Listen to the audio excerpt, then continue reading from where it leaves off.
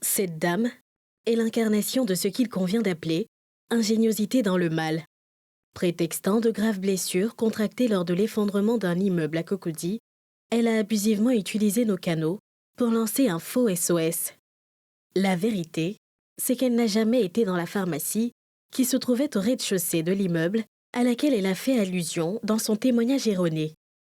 L'une des auxiliaires de pharmacie en poste le jour de l'effondrement de l'immeuble et le pharmacien, tombés des nues quand ils ont découvert le témoignage de cette dame, à qui on ne sait quel nom donner au vu de ses nombreuses identités qui nous ont été dévoilées tout au long de notre enquête.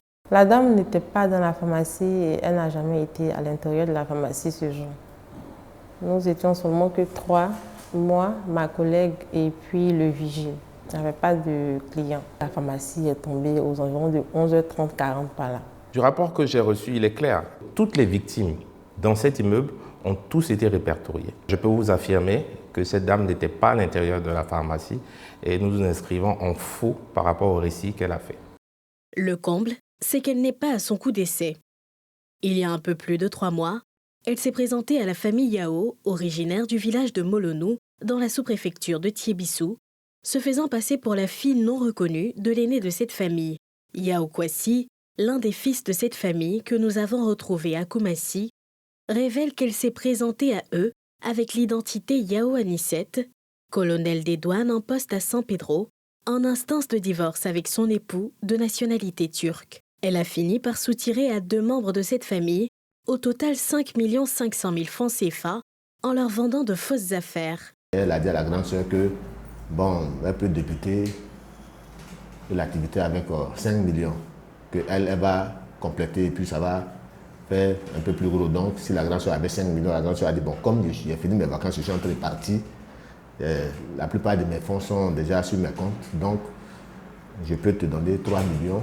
Quand je vais arriver là-bas, voir comment on va s'arranger pour que je t'envoie les 2 autres millions. Donc, quand la grande sœur est partie, et puis après, elle a contacté la grande sœur pour lui dire que les véhicules sont venus et donc il faut que la grande sœur envoie le reste de l'argent, mais cette fois-ci, ce n'est plus 5 millions qu'elle demandait, elle demandait 8 millions. Et la grande sœur a dit non, mais c'est pas ce qu'on s'est dit. C'est comme ça que la grande sœur a dit donc c'est bon, cette affaire-là même, comme ça commence à devenir compliqué comme ça, moi j'ai mes affaires ici, c'est bon. La grande sœur m'appelle et elle me dit, la soi-disant fille de notre grand frère, c'est pas une bonne fille, que c'est pas une bonne personne. Faites très attention à elle. Voilà, c'est comme ça j'ai su qu'elle avait pris 3 millions à ma grande sœur. Finalement arrêtée par Interpol après une plainte de l'aîné de la famille, basée en Suisse, elle a reconnu les faits et s'est engagée à rembourser l'argent soutiré à cette famille. Après avoir versé une avance de 900 000 francs CFA, le 15 août dernier, elle avait rendez-vous ce 10 septembre au bureau de cette juridiction internationale pour un autre versement. C'est le jour où Interpol l'a arrêtée, c'est là qu'elle m'a appelé. Et c'est là que je l'ai trouvée.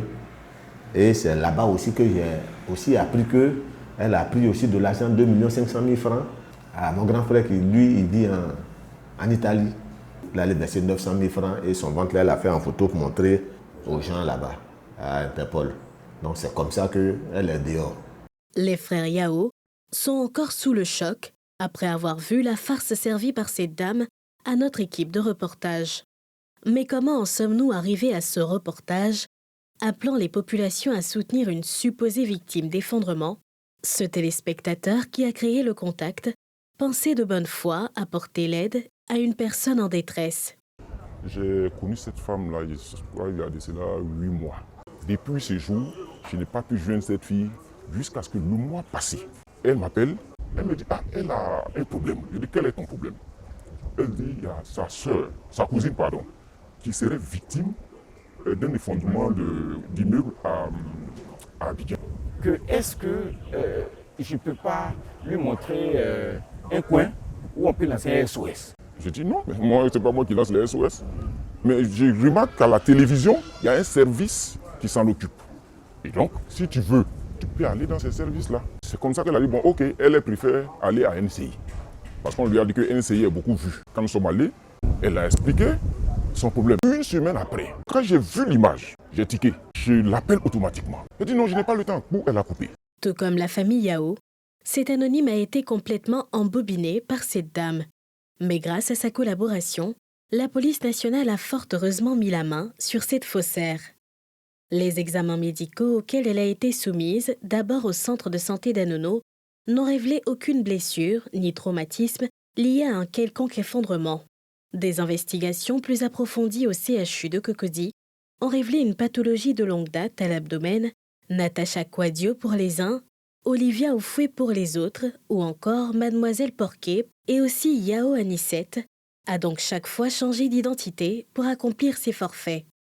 Elle est aujourd'hui aux mains des agents du commissariat du 18e arrondissement de Cocody, où une procédure est ouverte en son encontre pour escroquerie.